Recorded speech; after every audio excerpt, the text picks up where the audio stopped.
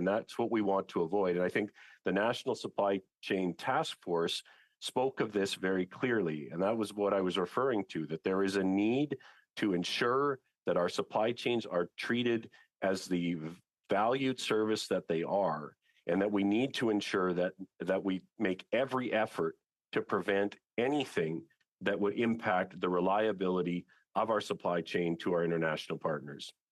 Honourable member will have 4 minutes of questions and comments when we resume debate after question period.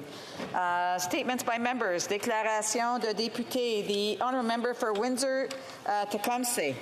Madam Speaker, Robert Frost once wrote, "I am not a teacher but an awakener." My community of Windsor-Essex lost a great teacher this week. To many he was Tony or TJ. To my brother and I and countless students he awakened, he was Mr. Johnston.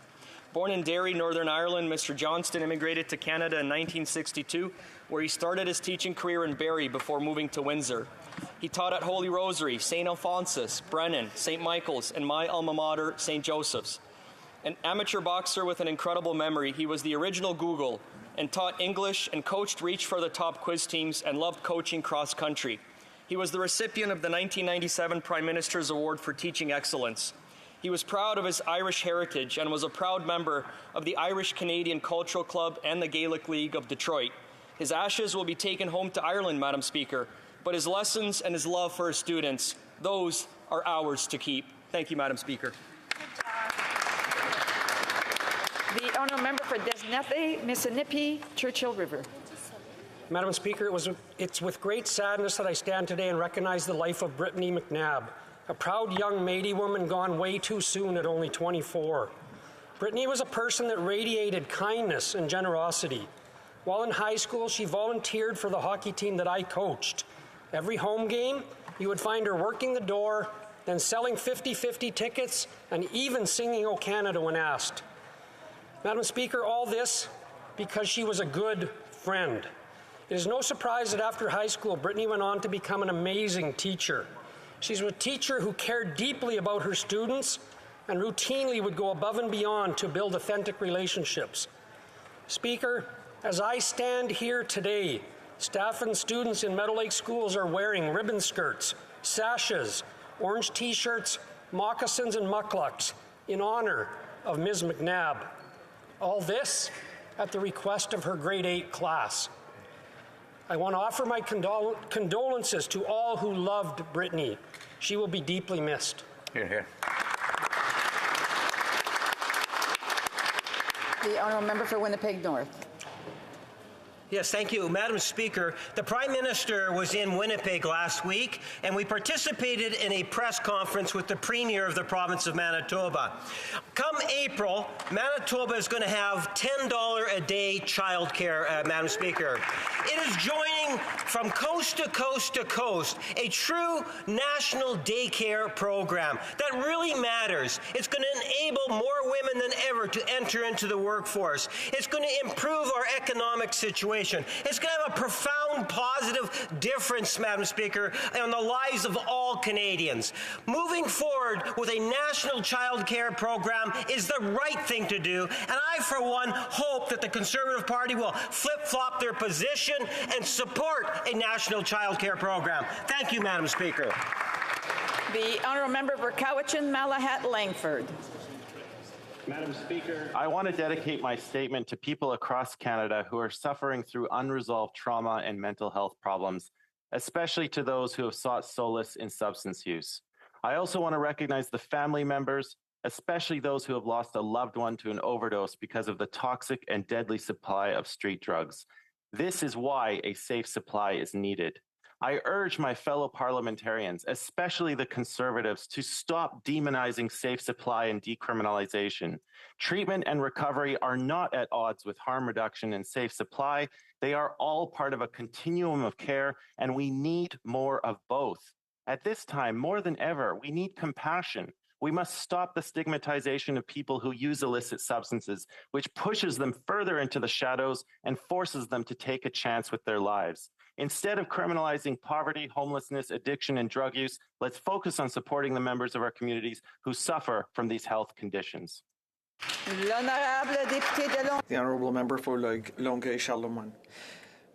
Madam Speaker, during the month of March, the citizens in my riding and across the South Shore can enjoy maple treats while supporting an important cause that affects too many families, suicide.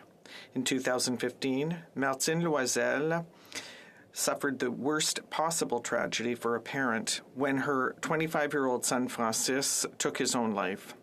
Seeking to give meaning to her sorrow, to remember her son, and to give back to the organization that helped her family get through this crisis, she launched Challenge 25, A Taste for Life. Every March, with the help of volunteers, Martine bakes cookies that can be ordered in exchange for a donation of between $10 and $25, which are fully contributed to Suicide Action Montreal. To date, $45,000 have been amassed for this initiative. So I'm launching the challenge to you. Go to www.ledefi25.com to make a donation. Thank you.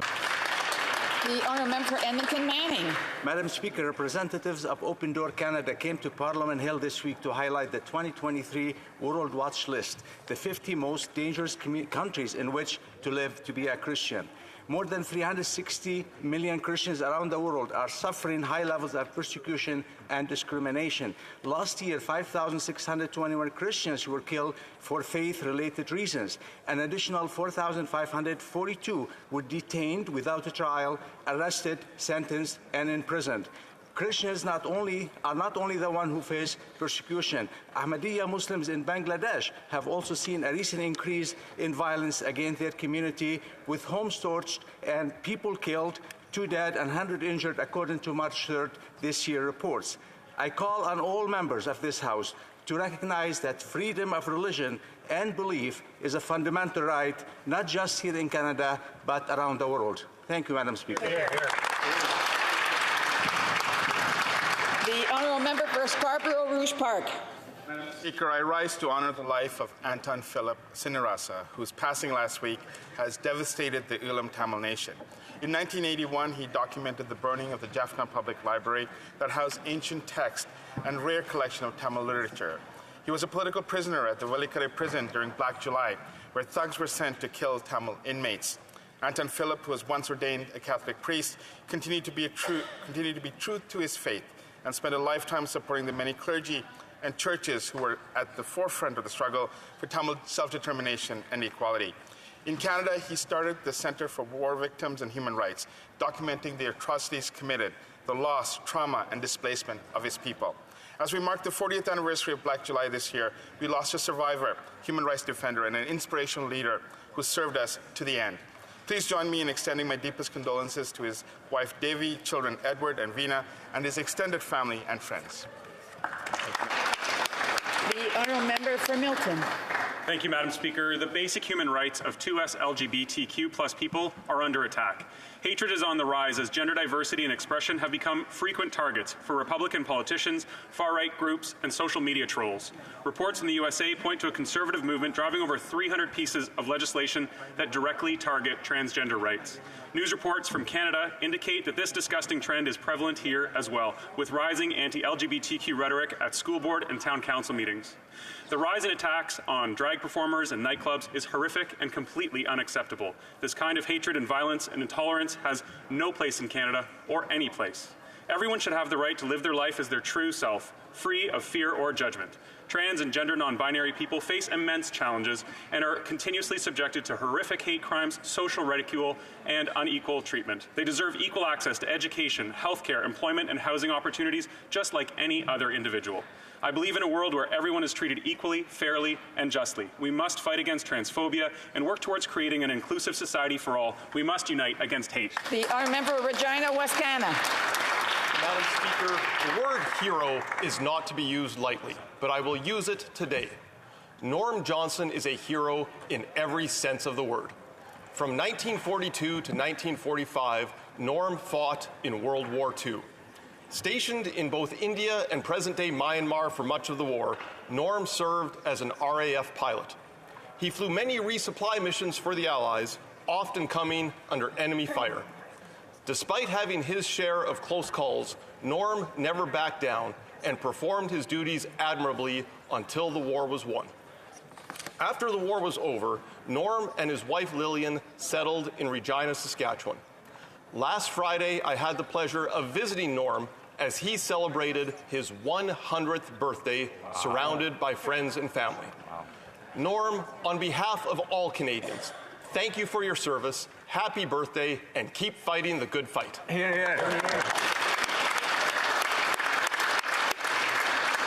The honourable member for Vancouver Centre. Madam Speaker, Wednesday was International Women's Day, but it is not too late to reflect. In fact, we should never forget them, the millions of women who live in conflict areas, displaced by war and without home or family.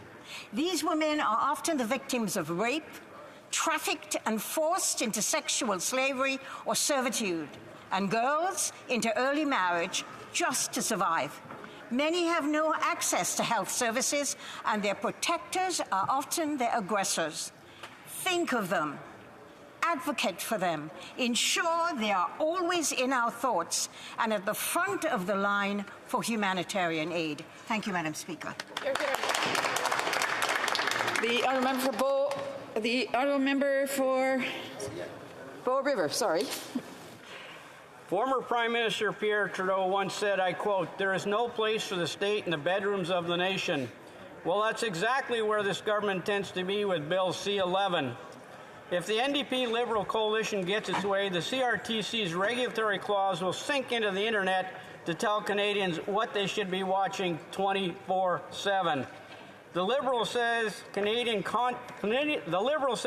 content must be pushed to the top. But no one can define over there what Canadian content is. So the next time Canadians turn on their favorite streaming service, they'll be in shock. The government may creep its way into late at night, and while citizens may grow tired of looking for their favorite show and might finally settle on the billion-dollar sleep aid called the CBC, this government should kill Bill C-11, heed the words of the former Prime Minister, and get out of the nation's bedrooms. Hear, hear.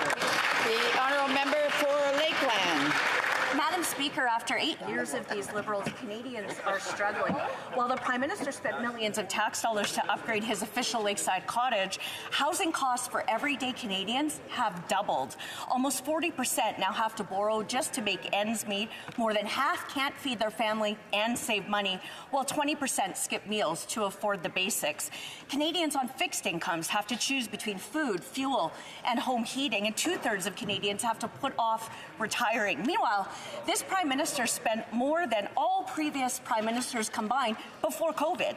The reckless record cost of his government drives up the cost of living. Canadians have never had it so bad, but Liberal insiders, they've never had it so good. Liberal ministers give thousands of tax dollars to their close friends, their staff's family, or even to former Liberal MPs. Liberals broke ethics laws 6 times. The Prime Minister himself twice for lavish vacations and perks for their pals. Conservatives will end the corruption, make life more affordable, and turn hurt into hope. The honourable member for Argenteuil, La Petite Patrie. Madam Speaker, I would like to underscore the courage and resilience of a citizen in my riding, but also the exceptional work done by specialists working to find medical solutions to improve the lives of persons living with disabilities.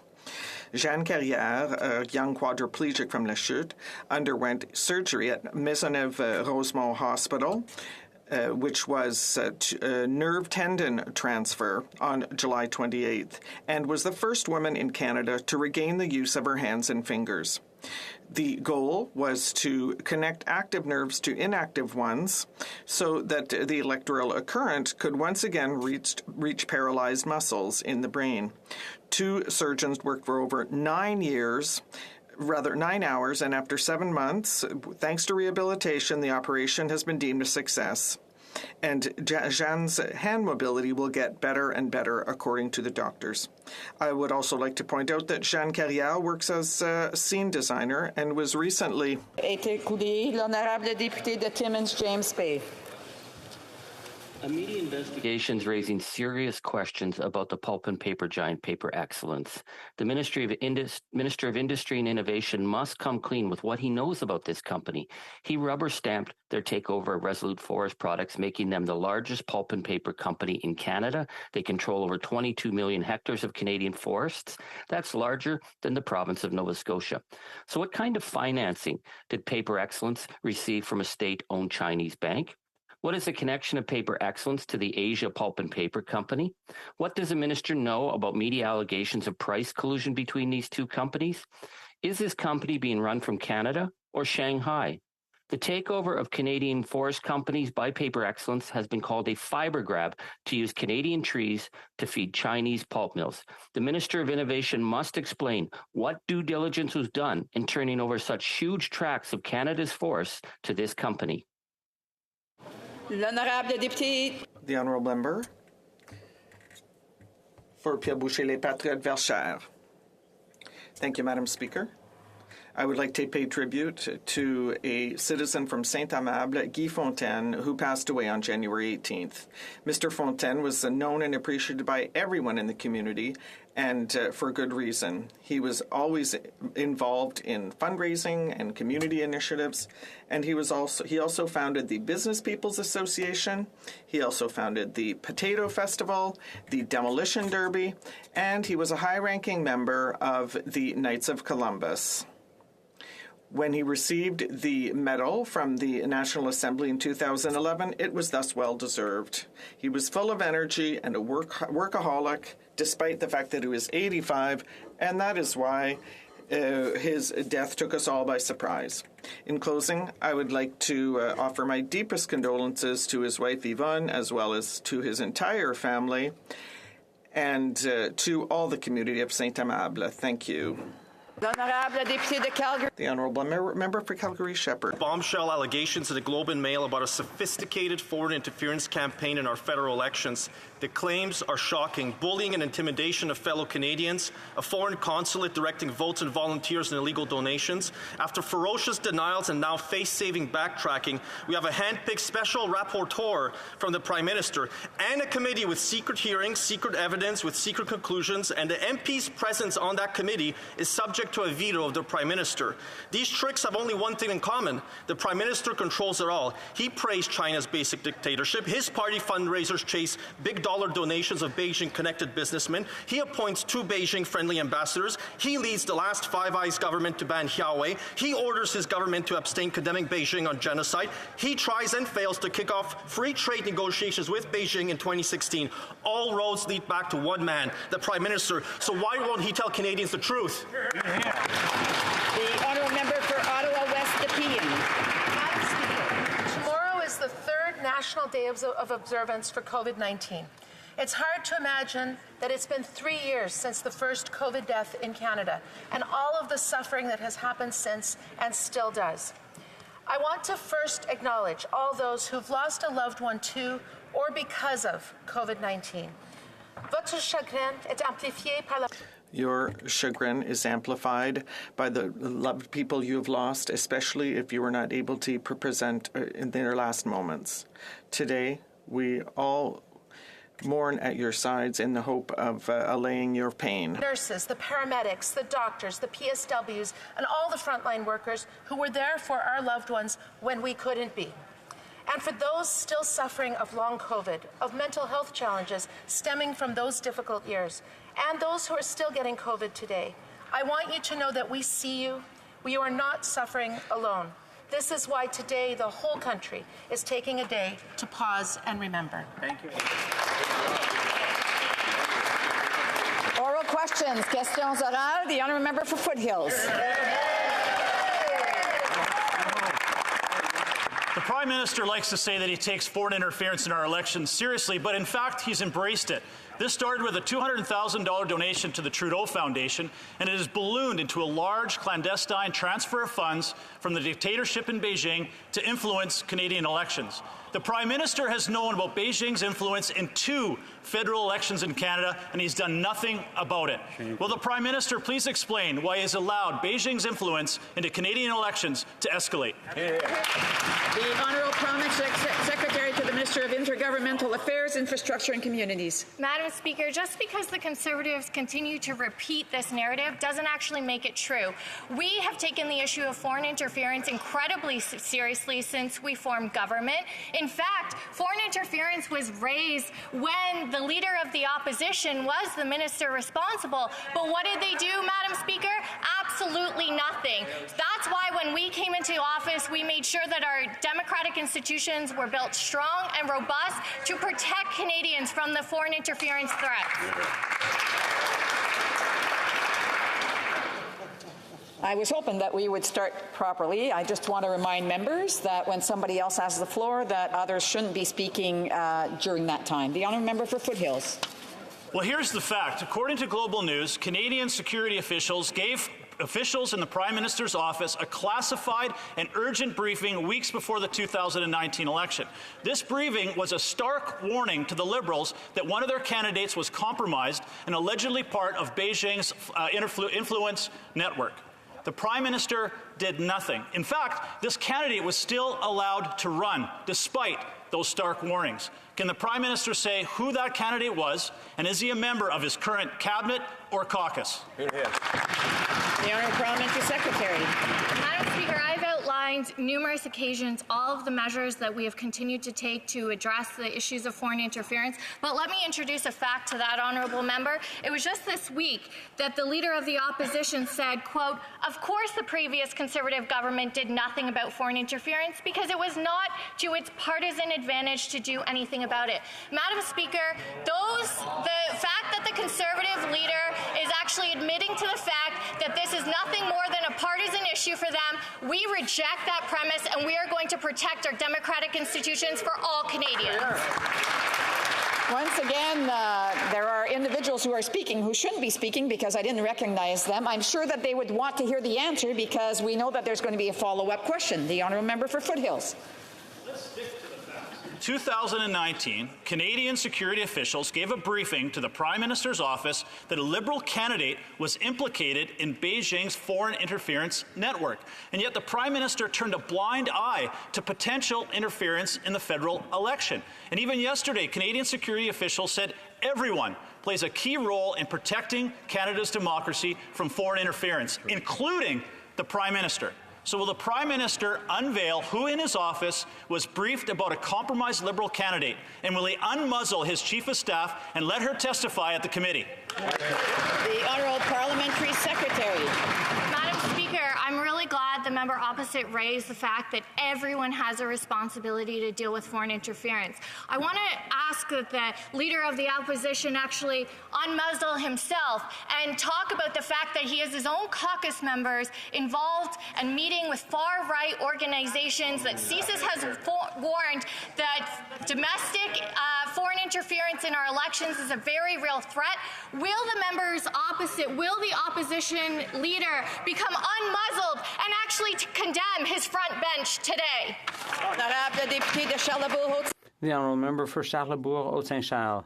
Madam Speaker, the Prime Minister is trying to sweep the foreign meddling scandal under the rug, but every day a new revelation disrupts his plans. Yesterday we learned that the communist regime in Beijing has spread its web to Quebec and that 2 police stations under Beijing's control are operating. The Prime Minister wants to keep everything secret, but even the RCMP is appealing to the public for help getting information. Instead of hiding the information, why doesn't the Prime Minister ask the public to help the RCMP?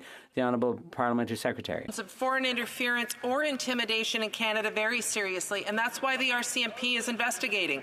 We use all tools at our disposal to address interference and protect Canadians, including investigations and charges by law enforcement, diplomatic levers like withholding visas, and examining new tools like a foreign influence transparency registry.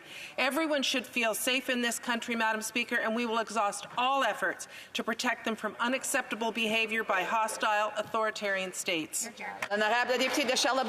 The honourable member for Charlebourg-Haute-Saint-Charles. Madam Speaker, what the government has done isn't working because there's foreign meddling all across the country. The minister announced this morning that they're going to consult to see what should be done. 3 months ago, we said the same thing.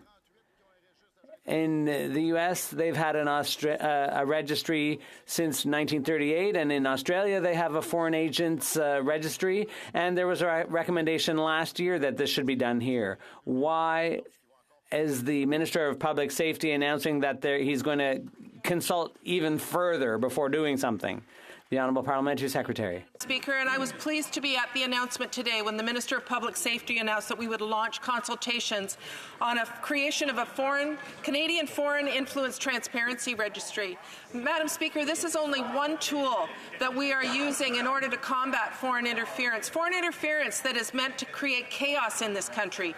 But we want to make sure we get it right. We're going to be consulting with Canadians from across the country, which will close on May the 9th. I encourage Canadians to take part. When it comes to hostile states, we will always move with our eyes wide open. Thank you, Madam Speaker. The honourable member for Saint-Jean.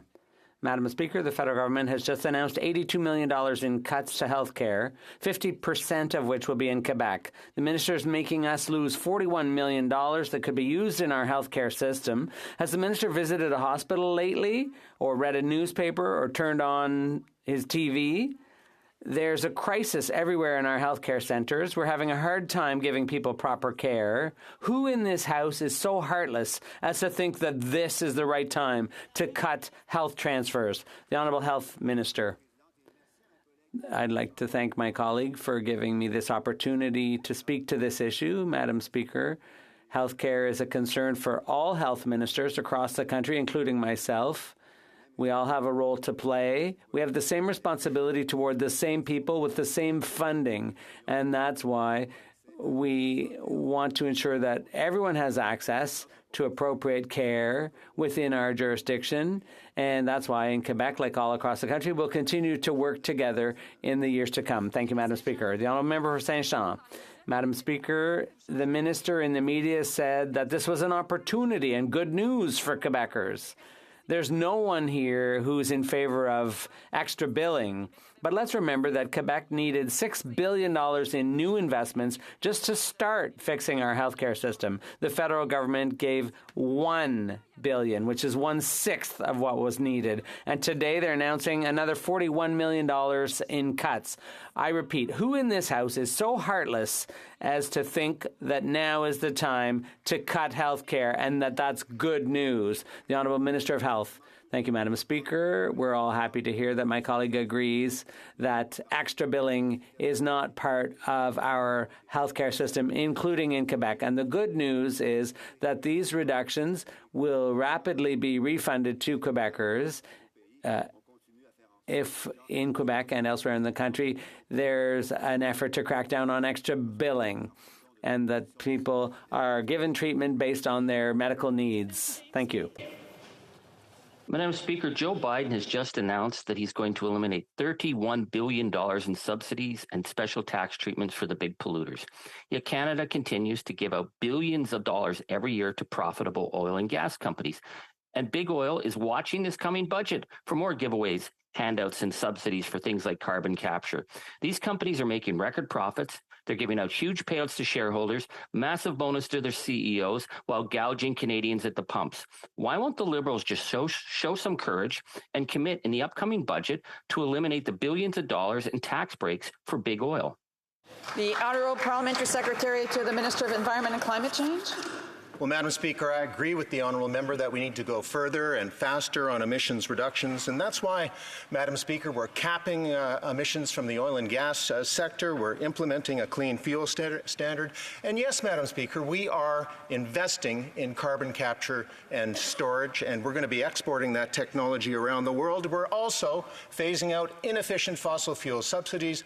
Madam Speaker, we've phased out 8, and we're on our way to phasing out the rest by the end of the year. Thank you, Madam Speaker. Member for Winnipeg Centre. Madam Speaker, the Abortion Rights Coalition of Canada and the BC Humanist Association found that the majority of crisis pregnancy centres post harmful misinformation. These centres present themselves as medical clinics, but feature false information about abortion, contraception, and sexual activity. The Liberals promised to revoke charitable status from anti-choice organizations. 2 years later, they still haven't done it. Today, on Abortion Provider Appreciation Day, will the minister finally remove the charitable status from organizations that mislead and shame women? Thank you, Madam Speaker. The Honourable Minister of Health. Thank you, Madam Speaker. Having access to safe and accessible abortion services across Canada is not only a right, but it's also a priority for this government. That's why we've been working with provinces and territories to make sure that this would be true across Canada, including in provinces where access is more problematic and where fees are sometimes imposed to have access to these safe and accessible abortion services in this particular country.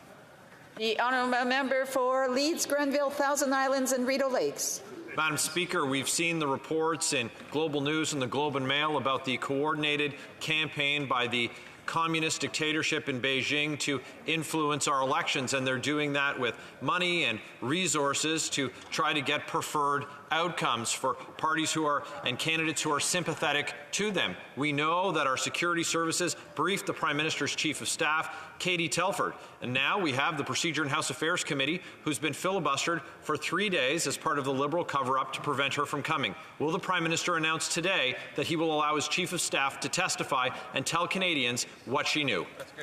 The Honourable Parliamentary Secretary to the Minister of Intergovernmental Affairs, Infrastructure and Communities. Madam Speaker, I'm glad the member opposite raised the issues that are happening at PROC. PROC is doing incredible work to try and do the work of Canadians. Members opposite can laugh, and it's no surprise, Madam Speaker, that when we actually had ministers there again to answer questions for Canadians, all the Conservatives could do was take misogynistic cracks and digs at them, suggesting that a female minister couldn't possibly do the job in dealing with foreign interference. Madam Speaker, we're focused at PROC on doing the hard work and asking the questions of Canadians while they continue to spread their misogyny. The Honourable Member for Leeds, Grenville, Thousand Islands and Rideau Lakes. We're looking for answers for Canadians, and the Liberals are engaged in a multi-day cover-up filibuster. Our ask is very simple. The most senior person working for the Prime Minister, his Chief of Staff, Katie Telford, was briefed by CSIS about the interference attempt by the communist regime in Beijing to interfere and to change the outcomes of our elections. We want the Prime Minister's Chief of Staff to testify at committee, and we want to know when she's going to testify. Otherwise, we need to know, what are they trying to hide? The Honourable Parliamentary Secretary. Rich coming from the Conservatives, who once again, we have heard time and time again that the issues of foreign interference is not new. In fact, it was raised when the leader of the opposition was the minister responsible. But in fact, he actually said that they weren't going to do anything in regards to dealing with foreign interference because he felt it wasn't in their partisan interest. Well, we continue to bring public servants, ministers, members of our national security community to the committee because we want to ensure that we are strengthening our democratic institutions while Conservatives play part. Member for Calgary-Shepherd. They're stalling for time. The intelligence agencies briefed the Prime Minister's staff about direct election interference. They know the information the parliamentary committee needs to do its work. They're offering word salad and alphabet soup of agencies and organizations to hide behind. Will they stop blocking the work of Parliament and get the Chief of Staff to testify immediately? The Honourable Parliamentary Secretary. We continue to do the work of Parliament by adding additional meetings to PROC so that we can continue to have as many meetings as possible.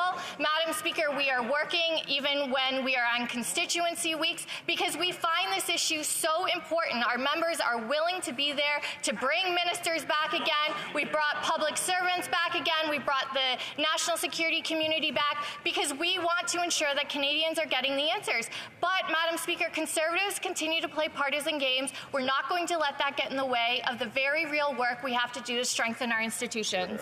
Member for Calgary Shepherd. They're stalling for time. They're not allowing the committee to get to a vote to call the Prime Minister's Chief of Staff to testify. They're stalling for time by announcing a special rapporteur to take even more time to do the one thing that we need, which is a national public inquiry. They're stalling for time because now they're directing to NSICOP, where we'll hear secret hearings, secret evidence, secret conclusions, and every single MP on that committee can be vetoed by the Prime Minister. Wow. It's very, very simple. They are stalling for time, and only a national public inquiry will stop it. Will they call one? The Honourable Parliamentary Secretary to the Minister of Public Safety. Thank you, Madam Speaker. And I will remind this House that Canadians and Canadians alone determined the outcome of the 2019 and the 2021 elections. We will use every tool available to us, unlike the Harper Conservative government, who did nothing to create an oversight committee of parliamentarians. It was one of the first acts that we did as a government. The National Security NSICOP is a committee of parliamentarians that provides oversight. The UK has had one since 1994. We were late to the game, but we did it when we formed government, unlike the opposition. The Honourable Member for Mégantic-L'Érable. Madam Speaker, the Prime Minister was informed 3 times before the 2019 elections that a Liberal candidate had been targeted for their links to the Beijing regime. The Prime Minister didn't deny that. The Prime Minister and his Chief of Staff attended briefings about those allegations and that intelligence that was provided by CSIS. We're rightly asking to hear from the Prime Minister's Chief of Staff at committee so that she can tell us what she knows about those briefings, Madam Speaker. Will the Prime Minister allow Katie Telford to appear? The Government House Leader. Thank you, Madam Speaker. You know, interesting enough, foreign interference into elections is not something that's new. In fact, Madam Speaker, if you look into it, you'll see that there were reports to the former Prime Minister, Stephen Harper. And unbelievable what you recognize that the leader of today's Conservative Party was the minister responsible. And what did the minister responsible, the current leader of the Conservative Party, do? Absolutely nothing. Madam Speaker, we have been very aggressive on this file, and we will ensure the integrity of democracy here in Canada. The Honourable Member for Mégantic-L'Érable. Let's talk about what's happening nowadays, Madam Speaker. The Prime Minister learned that a member of his caucus had been involved in Beijing's meddling and was informed about that. The Prime Minister did not deny that and did not deny that his party received illegal funds from Beijing. Now we understand why he called on his members on the Procedure and House Affairs Committee not to allow Katie Telford to appear. They're afraid that she'll come and tell the truth under oath, Madam Speaker. Why does he continue to refuse to allow Katie Telford to appear before a public parliamentary committee? The Honourable Parliamentary Secretary. Again, Madam Speaker, what we have seen is a litany of questions. You know, Wednesday there was like 20-some questions from the leader of the official opposition. And what I would really want the Conservative Party to recognize, that as I indicated, it is not a new issue. And when the Conservatives had the opportunity to actually deal with the issue, they intentionally chose to do nothing. Madam Speaker, since 2015, whether it's this Prime Minister or the ministers responsible, we have taken tangible actions. We will continue to do so because it's protecting the integrity of our democracy. All of us believe in it. It's an apolitical... So time is up for that question, but I do want to remind members that they've had an opportunity to ask questions. They can't be asking more questions or making comments while the answer is being given to them. So I would hope that they would want to listen to it so that they can do follow-up questions thereafter. Questions et c'est ça. Questions et commentaires. Questions and comments. The Honourable Member for Pierre Boucher, Les Patriotes Verchères. Thank you, Madam Speaker. The federal government promised Quebec billions for infrastructure. They signed a deal $7.5 billion and gave Quebec until 2025 to submit projects. But since then, the federal government tore up the agreement and unilaterally switched the deadline to March 31st, 2023. That's so soon, it can be counted in sleeps. It's 21 sleeps from now. And if Quebec City doesn't meet that deadline, almost $3 billion that should go to our cities will stay in federal coffers. The Honourable Parliamentary Secretary. I don't share, and we don't share the pessimism of that Bloc member. In fact, we are working with the Quebec government now to ensure that the infrastructure dollars that are allocated to the province are actually being spent. But, Madam Speaker, our goal is to ensure that infrastructure dollars allocated for the province of Quebec are not line items on a budget somewhere. We want to see shovels in the ground, projects being built, and jobs being created, and that's why we're working with our counterparts to do just that. The Honourable Member for Pierre Boucher, Les Patriotes Verchères. Madam Speaker, ultimately, those projects will not occur if the funding doesn't flow. So if they want these projects to take place, give us the money. This is going to happen very soon, that $3 billion will be lost. And the Union of Municipalities is very concerned about this. And they want the Liberals to wake up. What are the Liberals going to say to their mayors, the Quebec Liberals, if projects fall by the wayside because the federal government is taking back $3 billion and reneging on the deal? That good quality infrastructure projects are built in the province of Quebec.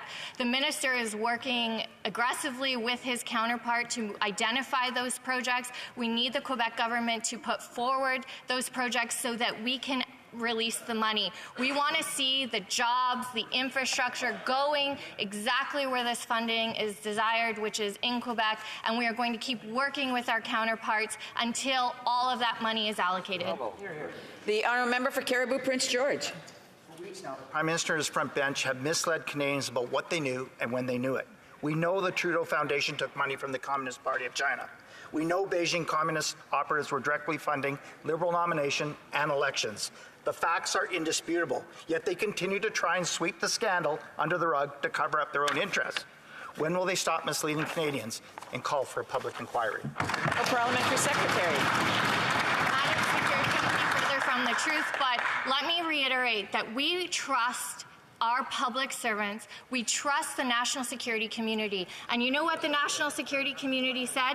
That it was Canadians and Canadians alone who determine the outcome of our elections. So, Madam Speaker, while the Conservatives have already identified that they see this as a partisan issue, we don't. We are working incredibly hard to support our national security community to ensure that our institutions are robust and that it's only Canadians who determine the outcome of our elections. The Honourable Member for Cariboo Prince George. Madam Speaker, the national security community told them and briefed the Katie Telford and the Prime Minister weeks before the election about foreign interference. 48 hours before the nomination deadline, CSIS urged them to rescind the nomination of a Liberal candidate. Foreign operatives funded their candidates and the Prime Minister did nothing. The Prime Minister and his bench continue the cover-up. In law, you can't stand in judgment of yourself, yet that's exactly what this Prime Minister wants to do to cover up his own scandal. When will the public or the Prime Minister call for a public inquiry? The Parliamentary Secretary. I'm glad the member opposite talked about this issue again, because I find it a bit rich. The Conservatives seem to be talking out of both sides of their mouth now. The Leader of the Opposition can allow his MPs to cozy up to far-right members of foreign governments.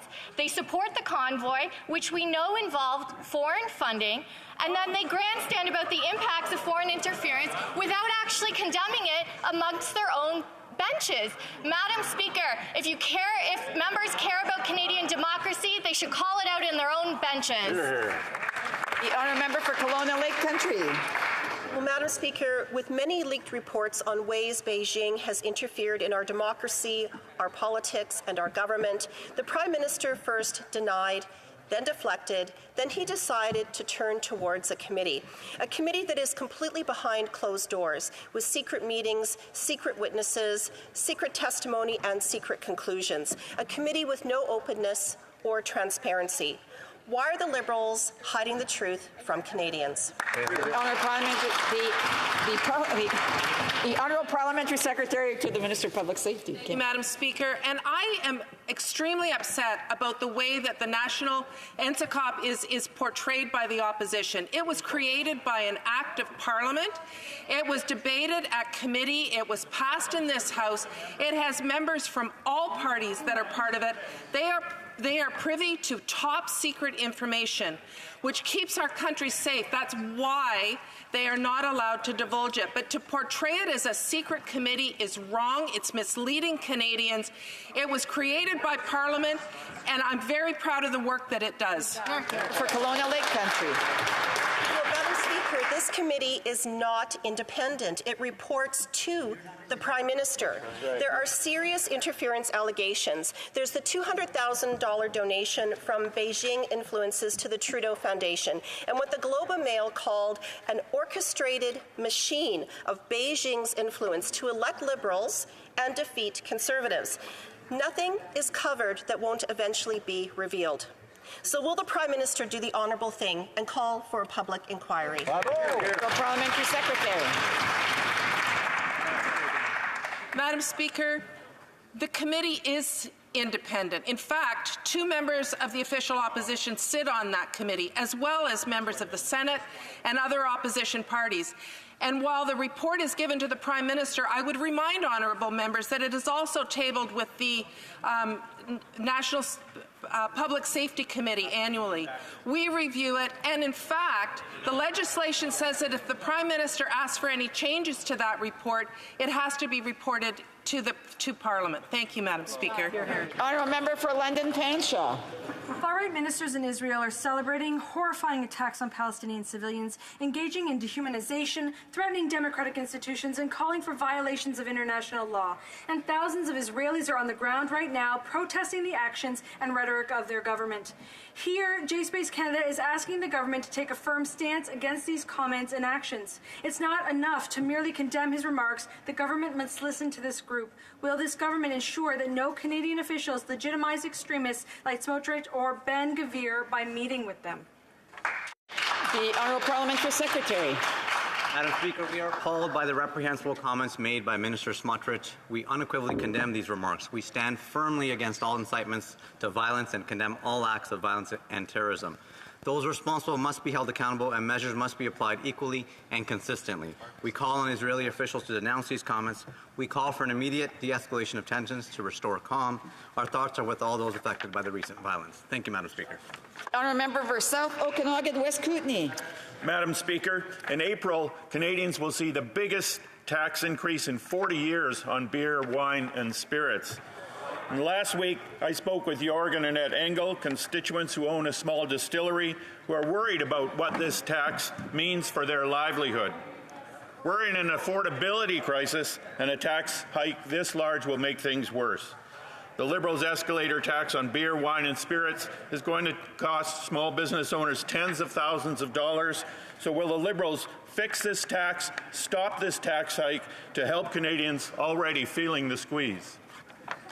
The Honourable Parliamentary Secretary. Madam Speaker, our government supports small craft brewers from right across the country. Most of us probably have small craft brewers that are in our ridings. That's why we have decreased taxes on small business, not once, but twice, including reducing the rate of tax for small business from 11% to 9%. Last year's escalator equated to about 1 penny for every 5 cans of beer sold. We'll continue to work with the brewers and the craft brewing sector to make sure that they're supported and that their business continues to grow. The Honourable Member for Thunder Bay, Rainy River. Madam Speaker, Indigenous people in Canada often face challenges in accessing health care, particularly finding a doctor or nurse in rural and remote areas. In addition, First Nation, Inuit, and Métis people, like all Canadians, ought to be able to receive health care without encountering prejudice or racism. Can the Minister of Indigenous Services Canada update this House on what our government is doing in partnership with Indigenous communities to improve their health care? Honourable Minister of Indigenous Services. Thank you very much, Madam Speaker, and I thank the member from Thunder Bay Rainy River for this really important question. I have heard, and I'm certain that he has seen in his practice over many years, the experiences that Indigenous people have in our healthcare systems every single day that are rife with racism and systemic discrimination. And that's why I'm so pleased that the Prime Minister announced a $2 billion Indigenous Health Equity Fund that will help to end the systemic discrimination that members of our communities all across the countries are facing, like Joyce Echaquan. I want to thank the Prime Minister for this inclusion, and I want to thank the member for his work in this space. Thank you. Honourable Member for Kamloops Thompson Caribou. Madam Speaker, in July 2020, Katie Telford, Prime Minister's Chief of Staff, testified before a Commons committee on the We Charity scandal. In May 2021, she testified before a Commons committee on sexual misconduct. And now this Liberal government is preventing her from again testifying under oath before a Commons committee. When will this Liberal government end its filibuster and allow the Prime Minister's Chief of Staff to testify on Beijing's foreign interference? Honourable Parliamentary Secretary to the Minister of Intergovernmental Affairs, Infrastructures and Communities. Madam Speaker, as I've said before, the work that PROC is doing on this file is, in fact, we have recalled witnesses, ministers, public servants, members of the national security community, all to talk about this very important issue because we take it so seriously. But, Madam Speaker, it's already been confirmed in this House that the Leader of the Opposition sees this as nothing more than a partisan issue. While we are focused on ensuring that our institutions are strong, Conservatives continue to play games at committee and take political cheap shots instead of doing the work that Canadians sent them here to do. A member for Renfrew, Nipissing, Pembroke. Speaker, the Chief of Staff is the nexus for sensitive communications in the Prime Minister's office. She came to Finance Committee to testify on the Prime Minister's scandal into the We Charity. And she came to defense on the former General Vance's sexual misconduct because the Prime Minister wouldn't. Even if she missed the CSIS briefing on the Beijing interference into the election scandals, she would have been advised by the National Security Advisor. Will the Liberals end the filibuster and allow her to come to committee? The Honourable Parliamentary Secretary of the Government House Leader. Thank you, Madam Speaker. What is very clear is that we've had professional civil servants, apolitical professional civil servants, that have made it very clear to all Canadians that the outcome of the 2019 and 2020 elections were not influenced in any way from international interference. And in fact, Madam Speaker, if you take a look in terms of what we have done in contrast to what the Conservatives have done, you will find that the Conservative government failed in its responsibilities while we continue to live up to ours. Thank you, Madam Speaker. The Honourable Member for Provencher. Madam Speaker, the cold winds of election interference have been blowing in Canada, and the Prime Minister has been caught up in their wintry blast. The Greek storyteller Aesop tells about a contest between the wind and the sun. Who was stronger? Who could remove the traveler's cloak? In the end, the sun won and was able to expose the traveler. The Prime Minister needs to open the shutters and allow the sun to remove the cloak of secrecy and expose the truth of Beijing election interference. Will the Liberals end their filibuster and let the Prime Minister's Chief of Staff testify on Beijing election interference? Hear, hear. Honourable Parliamentary Secretary. Tale to talk about as well on this issue. Let me quote the Leader of the Opposition this week. Quote, "Of course the previous Conservative government did nothing about foreign interference because it was not to its partisan advantage to do anything about it," end quote. Madam Speaker, while the Conservatives have clearly demonstrated that they want to play games and not take this seriously, we feel that their actions are reckless when it comes to national security, and that's why we are going to do the serious work at committee and in the House to ensure our institutions are strengthened. L'honorable député de Montmagny, Désir Kamouraska, Rivière-du-Loup. Madame la Présidente.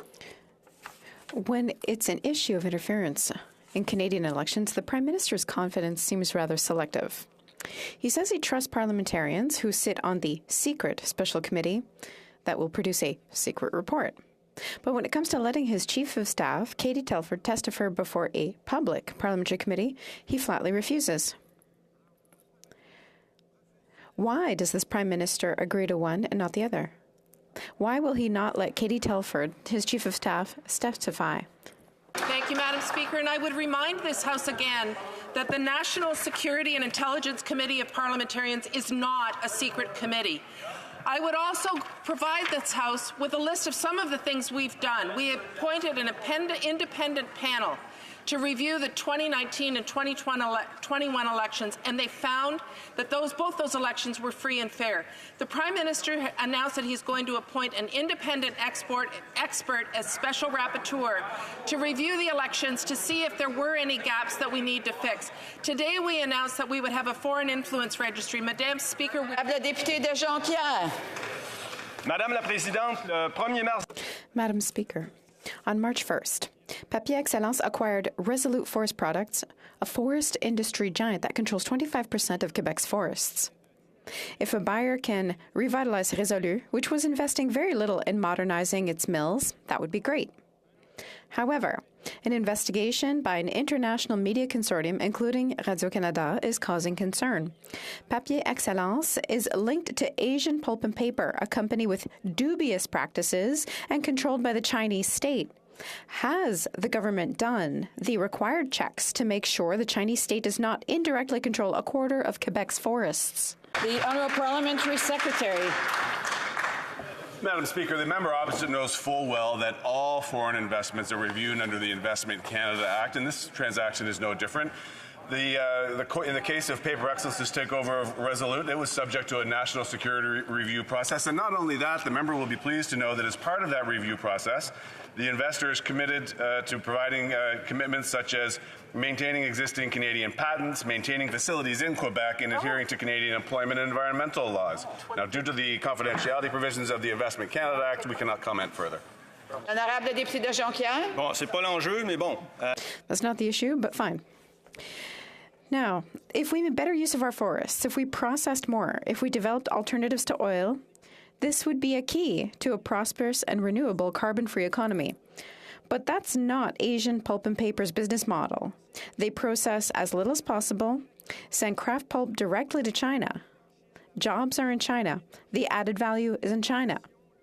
What conditions did the government impose on Papier Excellence to protect our processing plants and ensure that Quebec's forests generate wealth in Quebec and not in China? Secretary to the Minister of Innovation, Science and Industry.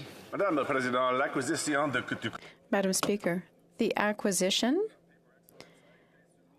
was subject to provisions of the National Security Review process. Investors committed to supporting investments in facilities, maintaining Canadian patents, and respecting Canadian environmental legislation and labor legislation. I'm sorry, the time is up. The Honourable Member for Louis Saint Laurent.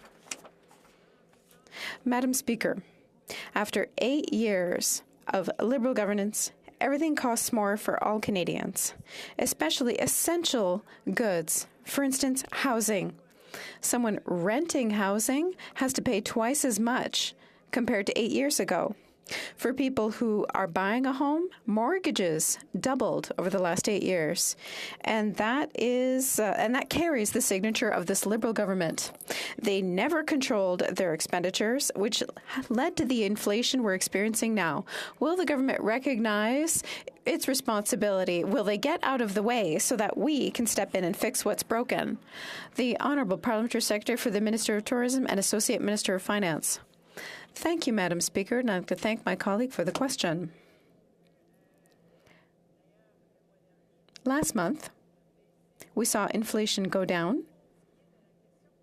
As for the issue of rent that Canadians are paying, Conservatives voted against a direct payment that we offered to Canadians to help them make ends meet. We are there to support Canadians. Thank you. The member for Louis Saint Laurent. Another question. Another aspect that's essential for Canadians is food. As a citizen for Loretteville, many of us do so. We bring food to the shared fridge on Racine Street. And I can tell you, it goes fast because people need it. I'm sure it's happening in the riding of the parliamentary secretary. People who gave to food banks now have to knock on their doors. Is the government aware of the problems that inflation is causing, that its government caused by refusing to curb any of its expenditures for 8 years? The Honourable Parliamentary Secretary. Madam Speaker, my colleague knows full well that inflation right now affects every country throughout the world because of the war in Ukraine, because of supply chain issues and others. I volunteer at my local community kitchen, and I, as well as every member of my party, see what's happening on the ground. That's why we have a plan to help Canadians with the issue of affordability. Aldergrove. Madam Speaker, after 8 years of this Liberal Prime Minister, his housing record spells double trouble. Average rent costs have doubled to $2,200 a month. Average mortgage costs have more than doubled to $3,500 a month. After 8 years of this Liberal Prime Minister, many Canadians are worried about keeping a roof over their heads. So here's my question. Will the Prime Minister take responsibility for this out-of-control inflation, or will he step aside and let us fix what he broke? The Honourable Minister of Housing and Diversity and Inclusion. Madam Speaker, I want to assure the honourable member that we take the issue of supporting Canadians with rent very seriously. That is why we introduced the Canada Housing Benefit and recently topped up a one-time payment of $500. The fact of the matter is we've been there for Canadians and will continue to be there for Canadians.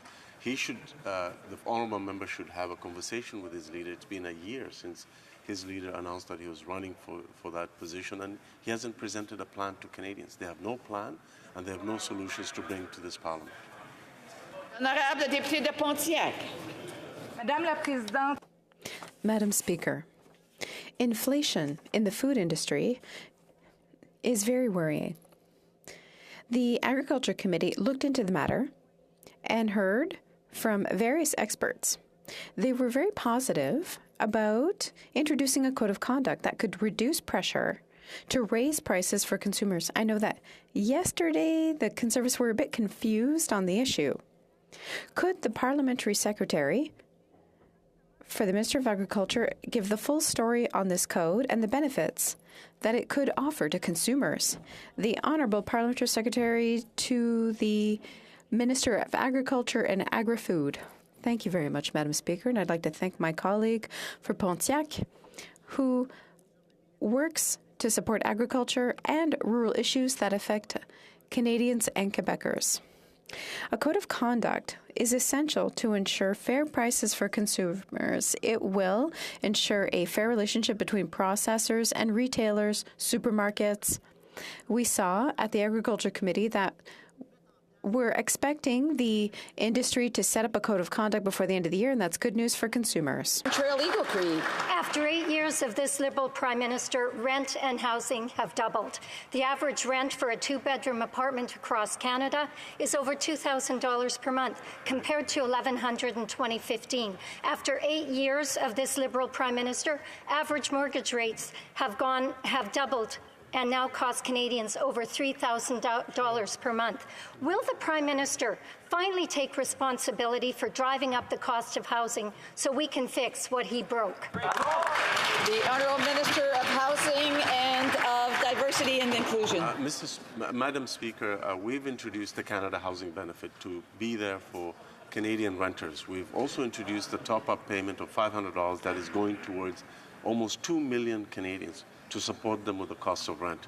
And what did the party opposite do? Not only did they vote against that real help for Canadian renters, they played procedural games in this House to delay its implementation. I would urge the honourable member to have a conversation with her caucus members who believe that the federal government should actually do less on affordable housing. For Carlton Trail Eagle Creek. Madam Speaker, after 8 years of this Liberal Prime Minister, the cost cost of groceries is also rising in Canada at its fastest rate since 1981. In fact, Canada's food price report for 2023 predicts that families will spend over $1,000 more on food this year. That's another 5 to 7% increase in food prices over last year, the largest increases since it began reporting 12 years ago. Will the Prime Minister take responsibility for his inflationary spending so we can fix what he broke? The Honourable Parliamentary Secretary to the Deputy Prime Minister and to the Associate Minister of Finance. Madam Speaker, I'm happy to take this opportunity to talk about the strength of the Canadian economy in a time of global inflation. While it's true that we still have the lowest deficit in the G7, while it's true that we still have the lowest net debt to GDP ratio in the G7, we are still focusing on making life more affordable for Canadians. And I'd like to take this opportunity to correct a record from a statement I made a few weeks ago where I said Canadians working hard to come through this had created more than 600,000 jobs, because as of this morning, that number is 830,000 jobs. And I would also like to correct the fact that I said we're focused on affordability and getting kids dental care. It used to be 150,000 kids. Now it's over 200,000 children, Madam Speaker. The Honourable Member for Disnepe, Mississippi, Churchill River. Madam Speaker, after 8 years of this Liberal Prime Minister, this isn't working. These are the words of a food bank chair from northern Saskatchewan who adds, "Everything is increasing. Gas, rent, food, heat. I just don't know how people are supposed to manage." Their monthly food budget is $5,000 and produces half the food hampers it did just 3 years ago. This is less than a one-night stay for the Prime Minister in a hotel. Right. Will the Prime Minister take responsibility for this crisis or get out of the way so we can fix what he broke? The Honourable Parliamentary Secretary. Madam Speaker, we know that global inflation is stretching the budgets of Canadians, but that's why we've put together a $12.1 billion affordability plan. That includes doubling the GST benefit. That went out to over 11 million Canadians, including more than 50% of our seniors. That includes strengthening the Canada Workers benefit that helped 4.1 million workers get the help that they need to put food on the table, and that helped more than 200,000 children under the age of 12 get the dental care that they deserve, taking a burden off of parents in this country, Madam Speaker. Member for Whitby. Madam Speaker, the government recently launched its new and ambitious Indo-Pacific strategy. This comprehensive plan makes it clear that India, the world's fastest growing economy, is a critical partner for Canada. While Canada and India have a long-standing bilateral relationship, this strategy commits Canada to further strengthen both economic as well as people-to-people ties. Having just traveled to India, could the Parliamentary Secretary please tell the House about the work done so far to implement this new strategy? The Honourable Parliamentary Secretary. Madam Speaker, I'd like to thank the member for Whitby for his advocacy on a very important question.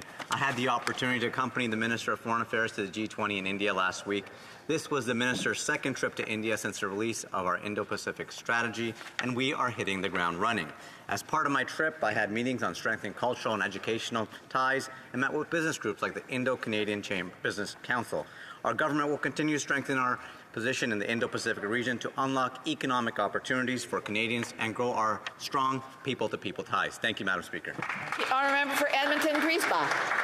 Thank you very much, Madam Speaker. In Alberta, Indigenous communities are pushing back on mega corporations like Imperial Oil, who are polluting our land and jeopardizing our health. But the Liberals turn a blind eye, and Premier Smith rewards them with billions of dollars. Seepage of toxic water from Imperial Oil sands facility poison Indigenous lands and waters, allowing these corporations to continue with just a slap on the wrist. Delaying justice is denying justice, Madam Speaker. When will the Liberals take Indigenous rights seriously by closing the environmental loopholes? Yes. The Honourable Minister of Indigenous Services.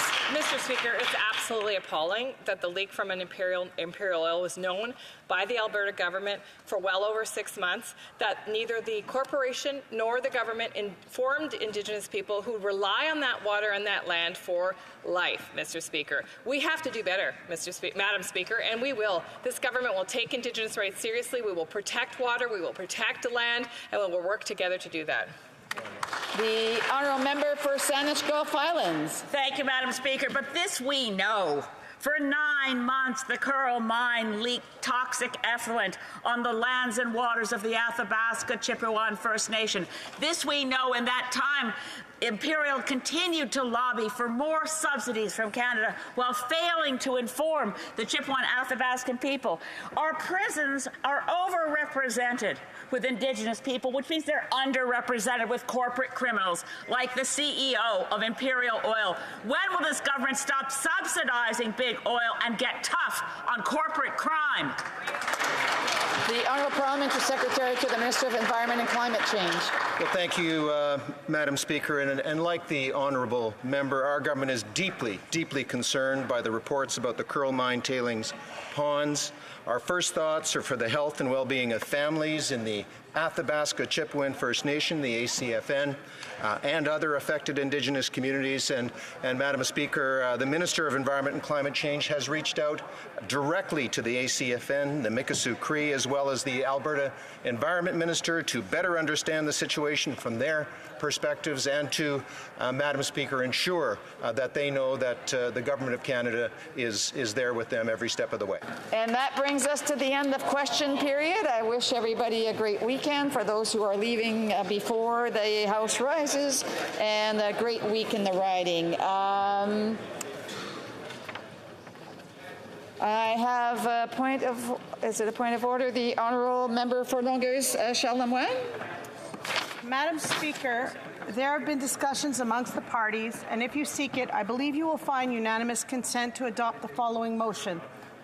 That notwithstanding any standing order, special order, or usual practice of the House, A, on Thursday, March 23rd, 2023, when the House adjourns, it shall stand adjourned until Monday, March 27th, 2023 at 11 a.m., pursuant to Standing Order 24-1, provided that for the purposes of any standing order, it shall be deemed to have sat on Friday, March 24th, 2023, and B, on Friday, March 24th, 2023.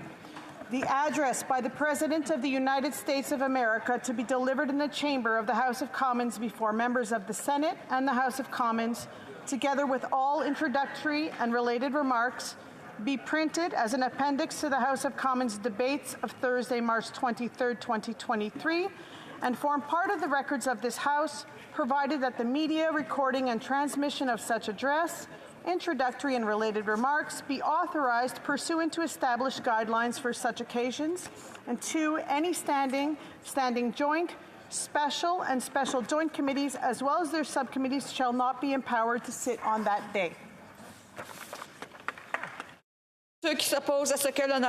All those opposed as to the member putting this motion shall say no.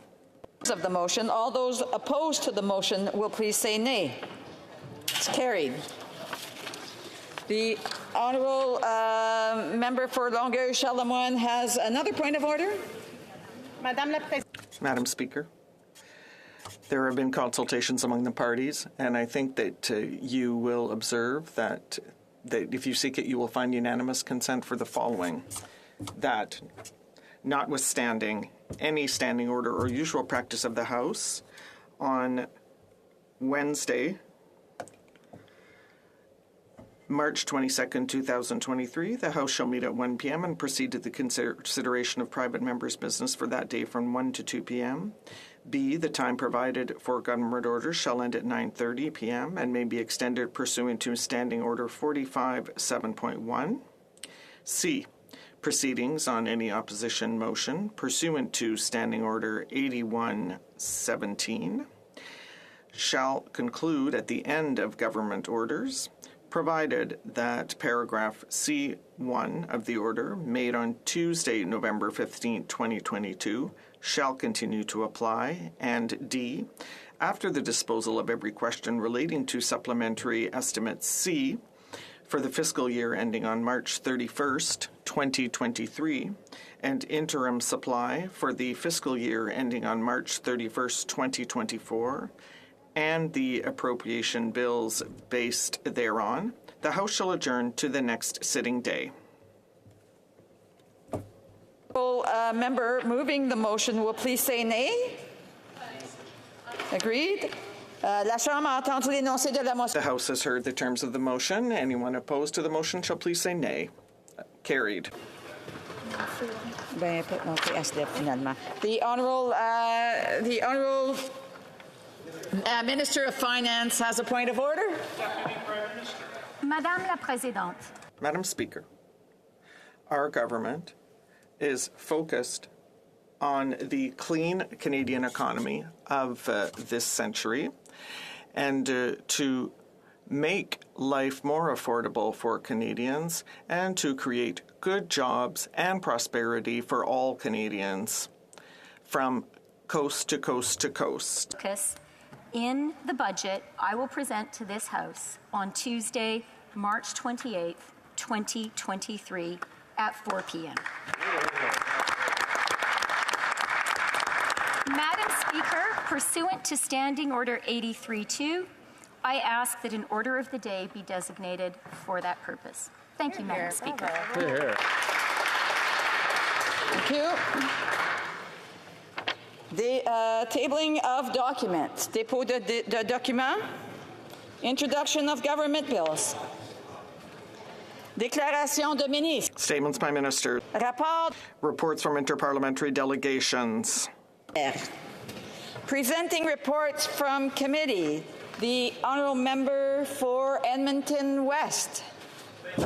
Sure. I have the honour to present in both official languages the sixth report of the Standing Committee on Government Operations and Estimates entitled Supplementary Estimates C 2022-2023. Thank you, Madam Speaker. Okay.